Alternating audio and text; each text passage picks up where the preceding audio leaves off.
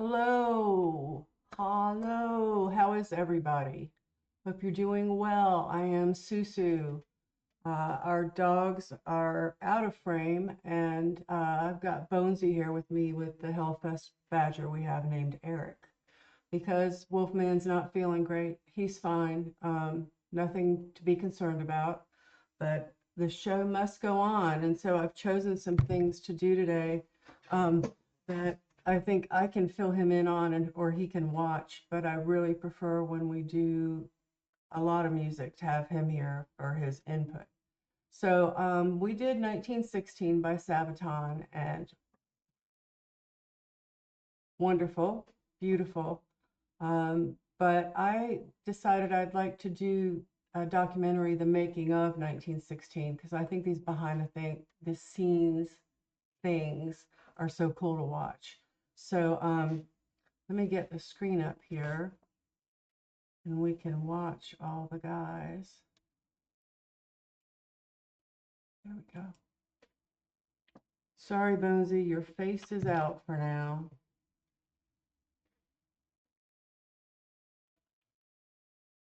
All right. After you watch this, if you like it, please give me a thumbs up and subscribe to our channel. Consider donating through PayPal, and please leave us some comments down below, as well as hitting the notification bell if you want to know when we have new things coming out. And this guy is really interesting looking. Look at that. All right, let's get started here.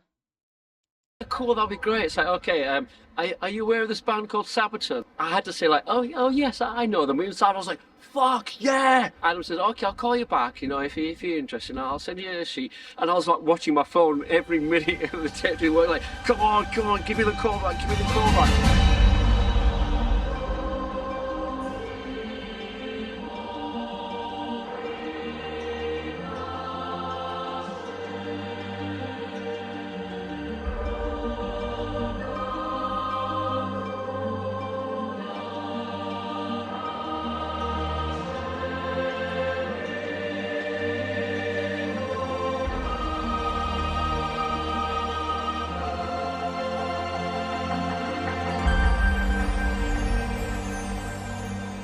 Around about 6 months ago, I had an initial chat with Pa, and he told me that they were covering a track by Motorhead, legendary band Motorhead. It tells the story all about how British forces lost 20,000 men within one day, the first day of Battle of the Somme. The cover, when I got it, it was amazing. It really did make you think about things. It's a privilege not only to work with Sabaton and working with the guys from Motorhead like Phil and Mickey, but more so about the story and about the human loss. The people behind the war effort thought was people are more likely to join the army if they could fight alongside their neighbours, their workmates, their relatives. What happened was they had all these recruitment drives, mainly in the north of England, but also in Cardiff and in Bristol and a little bit in the Midlands as well. In fact, what happened was that these people they were never given any real training, they never had any battlefield experience, they weren't provided proper equipment, some of them didn't even have rifles, and they were taking part in the biggest exercise in British history, and which ended up becoming the biggest slaughter. It's not only just being a British person, it was just the story of human sacrifice. It was a story about brothers, about neighbours, about sons and fathers who all went to war together and all died on that day. I think ultimately I just really wanted to do justice to the subject matter and the people that did lose their lives.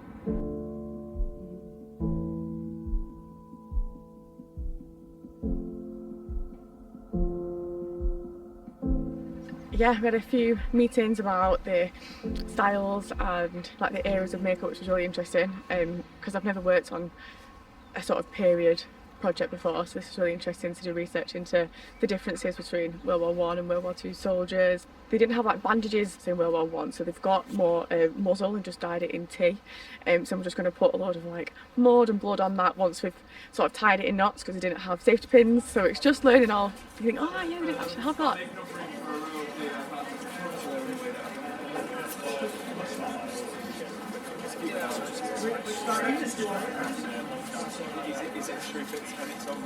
And just one day Adam contacted me and said, look, we've got this massive project, our biggest one to date, with Sabaton 1916. It's a Motorhead cover music video, sounded really exciting, and I jumped at the chance.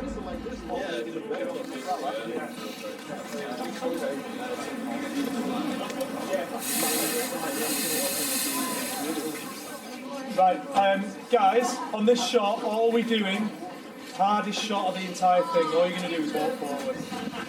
That is that is the hardest thing. Action! 1, 2, 1, 2!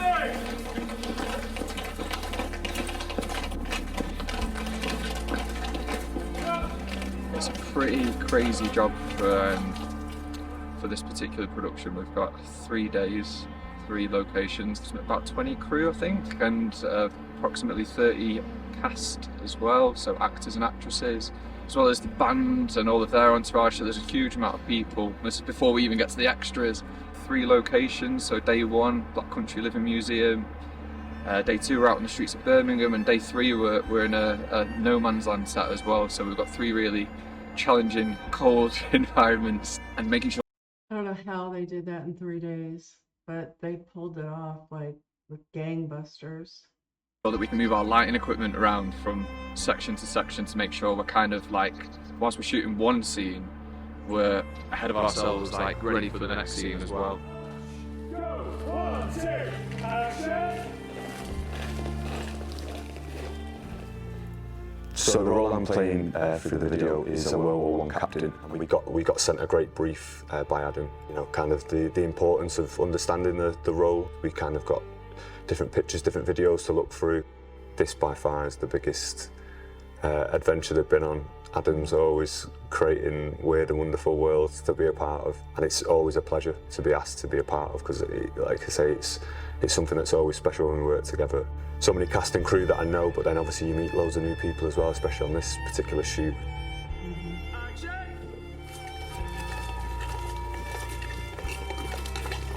My granddad fought in World War II, so kind of was really interested in doing the role. How important, you know, we wouldn't be here if it wasn't for them. You know, probably over 100 years ago now, but it's still pretty raw, still pretty poignant, and these men and women that sacrifice their lives for us, it's vital that we capture them in a way with respect. And even just walking down the cobbles then, as we would be coming home, it's somber.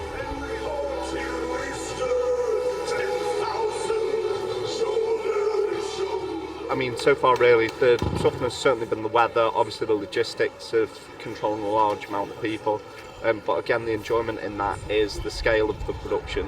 It's a huge deal for everyone involved and for Video Inc as a company. You know, working with clients such as Sabaton and Motorhead is massive, and the collaboration between those 2 bands for the production is massive in itself as well. So it's quite a lot of work in pre-production actually. We kind of have to make a schedule not just based on what we think, but making sure that all of these different departments have the time to do what they've got to do before we can move on to a shot. Because with a production like this, we've got so many different considerations before we can even press record. Drone shots are something that we've got to capture in all 3 of the days. So yeah, finding those moments to kind of go, right, let's pause here, get the drone in, and switching around the camera rigs is a massive. Those drones are so cool, everything they can do. Or kind of scary though.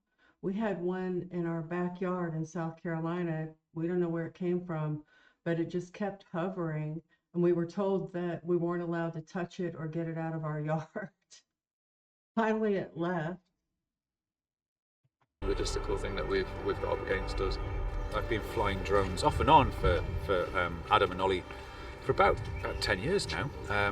I just get calls out of the blue from them every now and again when they need a hand for a day or 2 shooting, and as you can see behind, they're normally pretty interesting shoots, pretty epic shoots, and it's always a great atmosphere on set as well. And being a veteran myself with the military, with this being, you know, military heavy, this was quite an interesting one to get involved in, so of course I said yes. What Adam and Ollie are often after from me is kind of establishing shots, and also some micro shots or some detailed shots that you just can't get from a jib or from any other angle. Sometimes they're straightforward, sometimes they're more complicated, sometimes they kind of freelance it on set.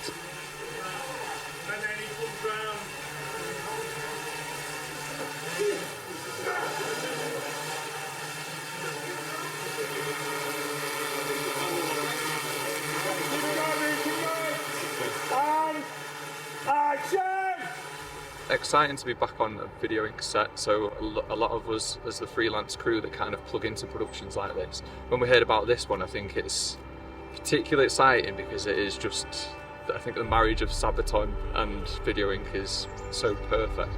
I think one thing you'll find on a video ink shoot is... I just back up a little bit. The fish and chips that they were eating is what I'm assuming in the paper.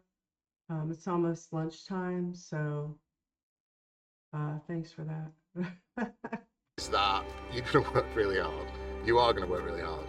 But nobody really minds because what we're doing is something incredible. Every time we make something, and this especially, the vision is so compelling that you work, you put in the effort for it. It's tremendous fun working with Video Ink and Sabaton, and we've developed a really good relationship with the band in the whole process. The majority of their videos are narrative driven, which as an actor are great for me personally, and again over the years some of the characters I played for Adam and Video Ink have been great, you know, proper weird and wonderful characters.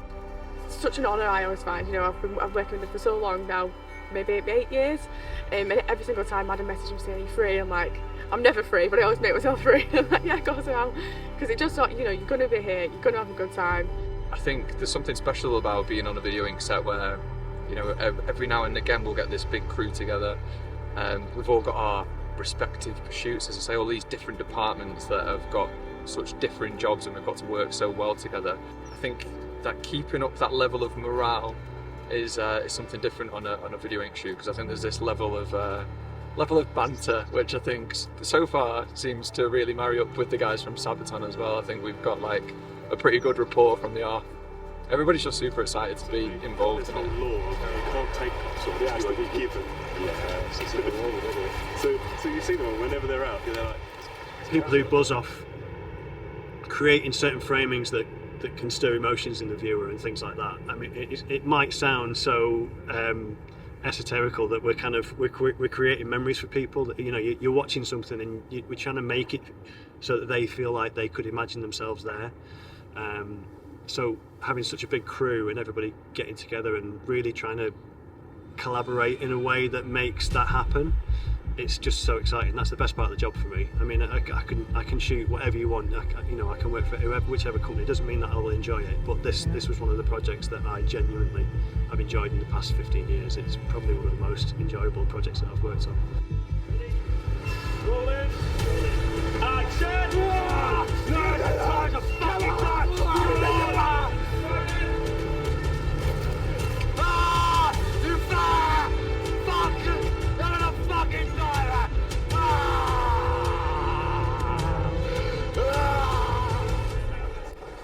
Where do you want me?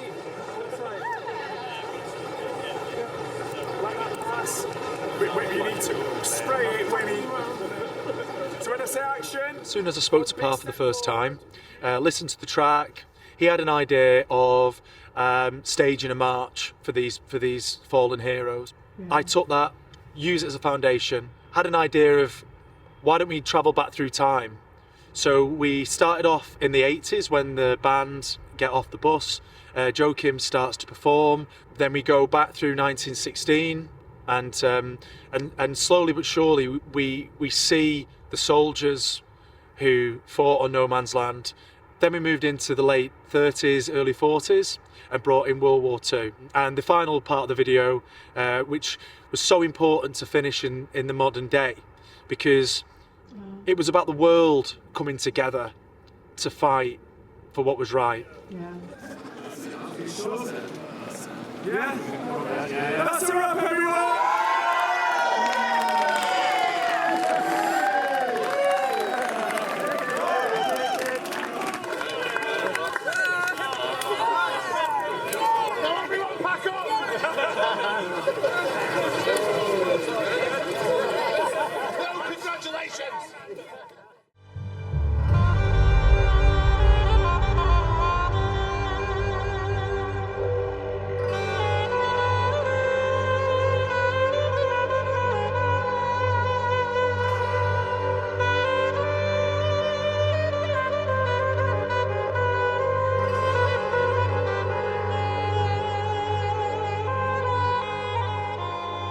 So day 2, we are in Birmingham City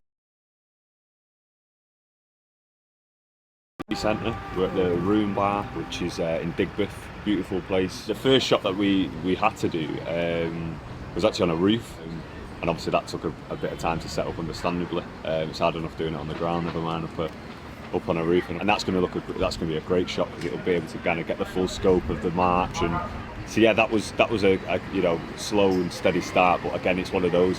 That's what happens, and to get those shots, that you know, you have to take your time with. Shot's ready to play back. Ready, rolling.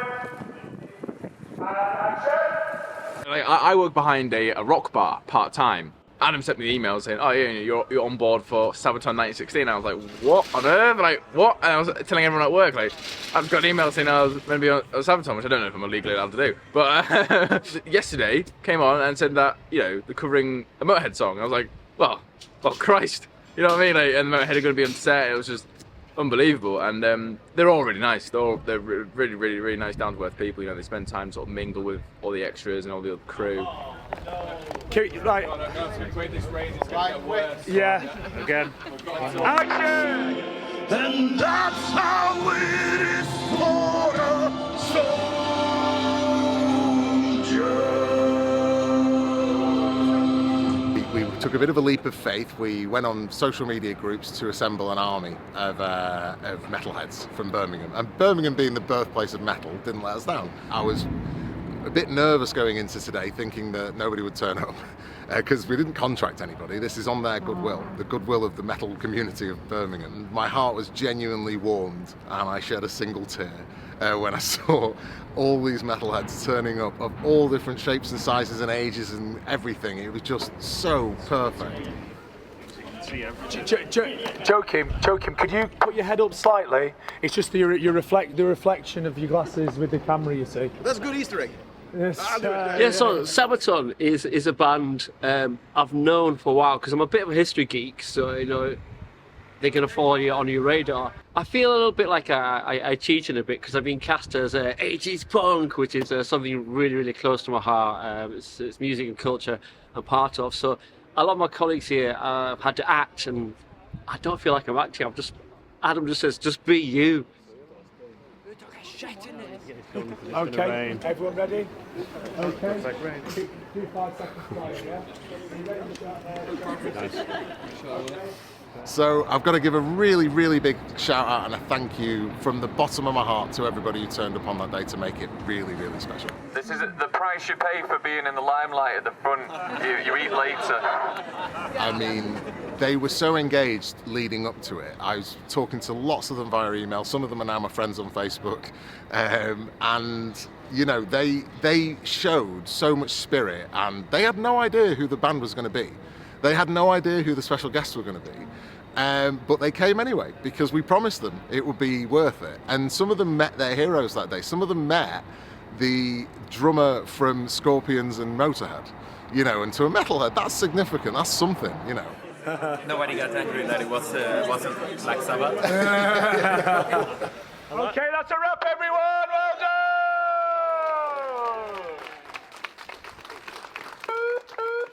So tomorrow, No Man's Land, day 3, described by Adam as war. War in capital letters is what we're expecting, is what I'm excited for.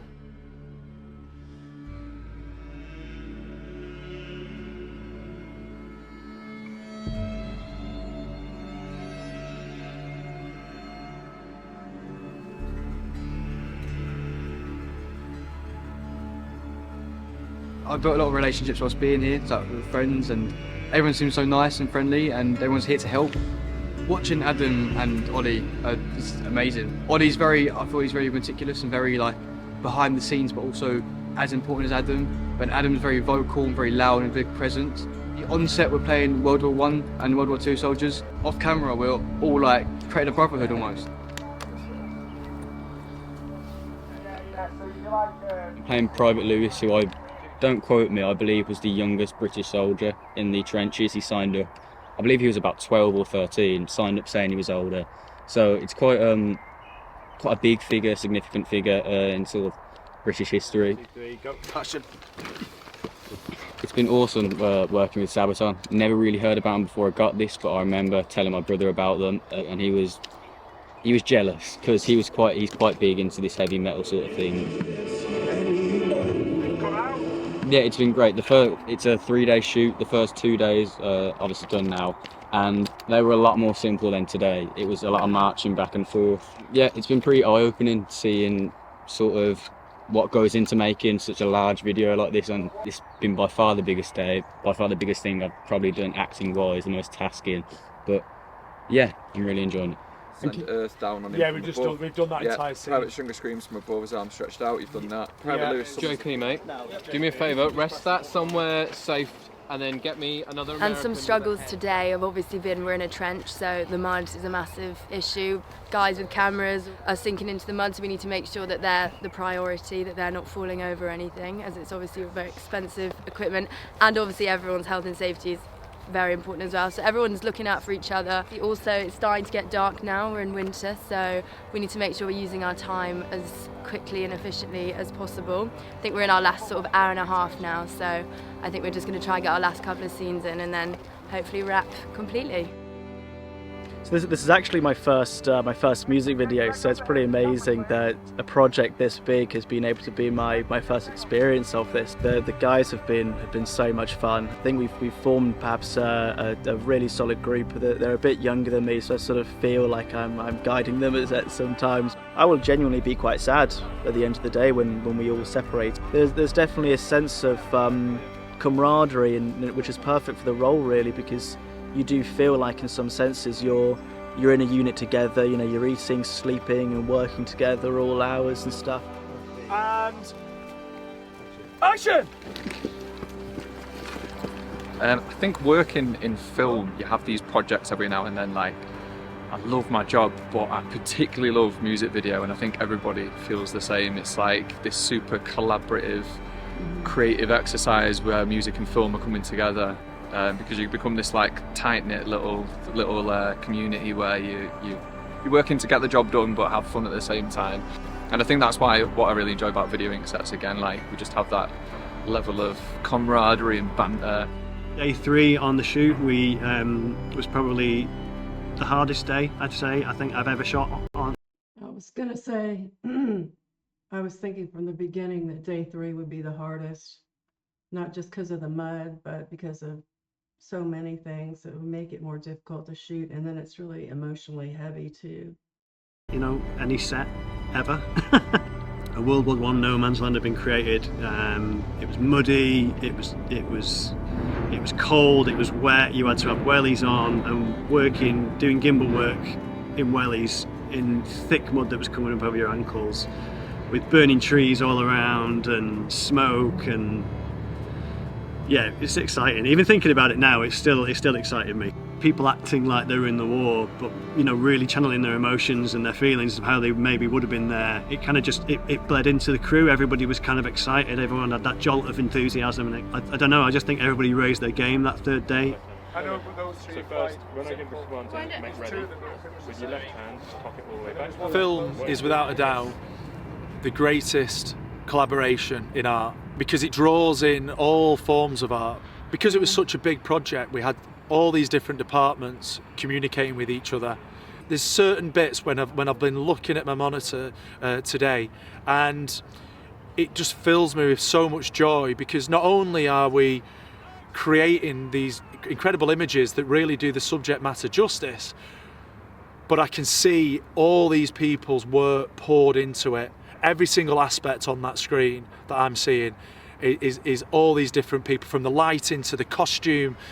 It's just spectacular.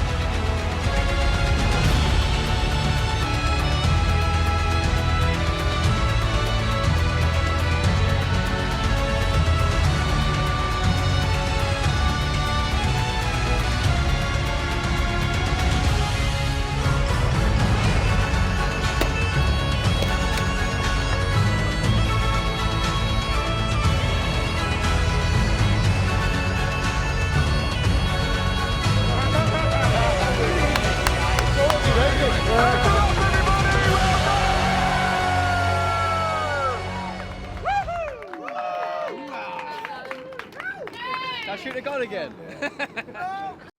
Okay, that was amazing. It was so interesting. And it's cool to see that they had the same kind of reaction as they were filming that I did when I was watching, because I felt the camaraderie and I felt the devastation. And the thing that was so touching to me was at the end, just honoring the soldiers. And it was people from all walks of life, you know, from Motorhead fans to the people in uniform to Sabaton right up front. And I've listened to these guys for a little over a year now, and I like them. But this gives me even more respect for them.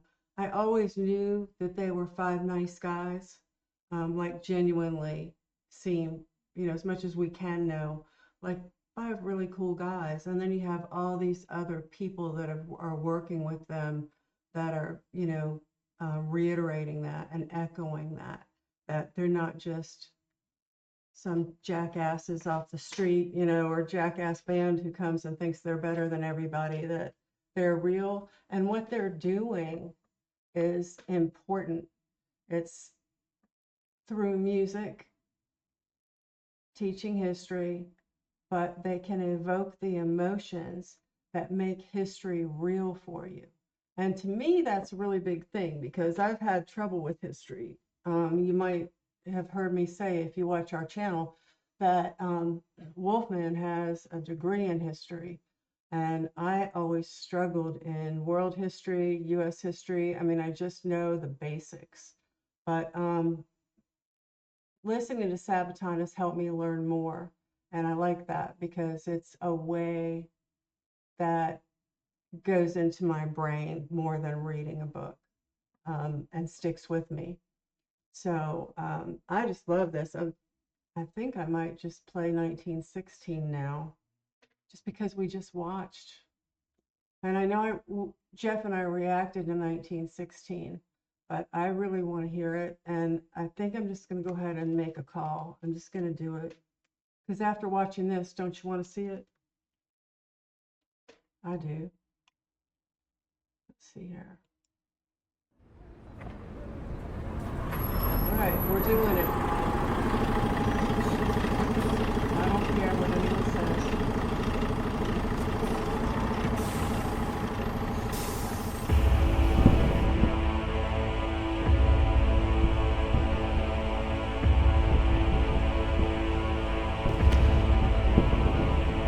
16 years old when I went to the war to fight for a land fit for heroes. God on my side and a gun in my hand, chasing my days down to zero.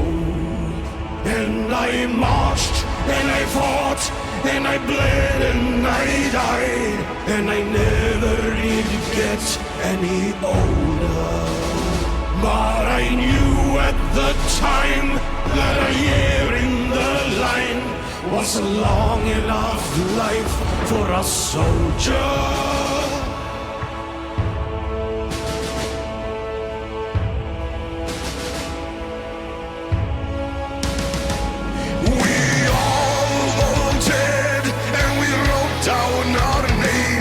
And we added 2 years to our ages.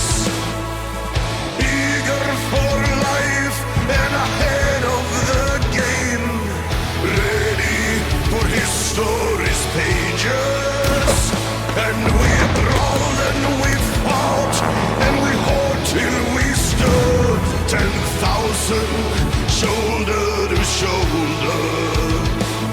Our thirst for the run, we were food for the gun, and that's what you are when you're soldiers.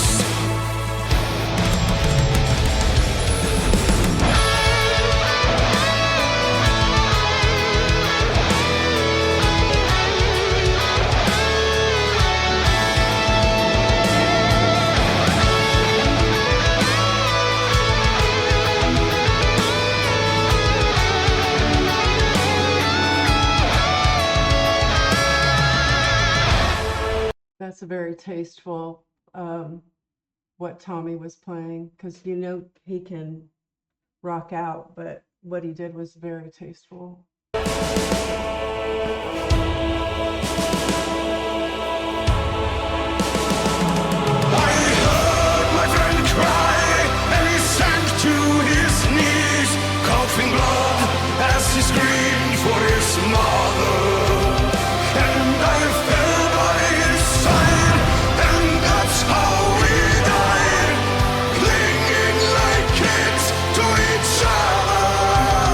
And I lay in the mud and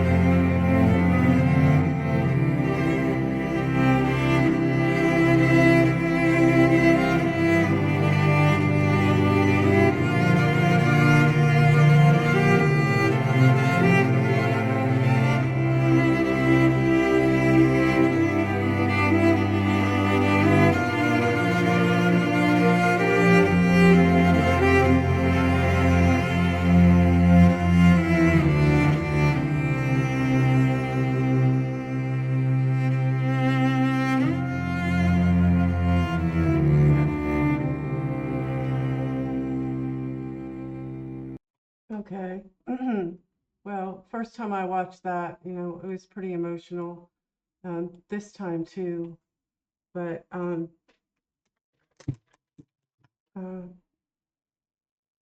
when they were walking down the street and all singing together, that just really got me. You know how I am about choirs or big groups singing together, so powerful, especially because they're united in a cause. And so we know the story of 1916, and then they referenced World War II as well. And I saw Night Witches. There's a bunch of references in there. But seeing how they filmed it and then watching it for the second time after watching the documentary on the filming was even better.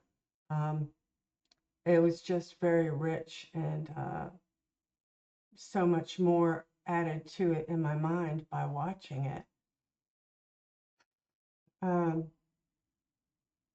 and I don't know, from the metalheads of today to the people back in 1916 and the children,